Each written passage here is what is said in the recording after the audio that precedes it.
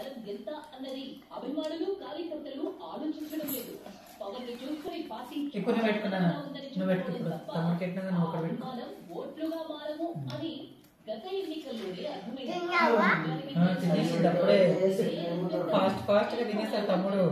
బలమైన out bank ఉందని ఆ పార్టీ చెప్పుకుంది.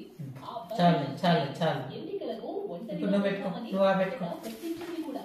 తెలంగాణలో 32 సీట్లలో పోటీకి రెడీ ఉంది.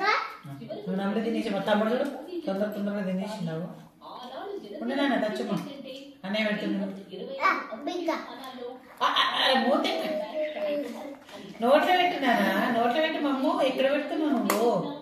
కరెక్ట్ గా నోట్లకు పెట్టు, తమ్ముడు నోట్లకి. మాటలు ప్రకటనల్లో మాత్రమే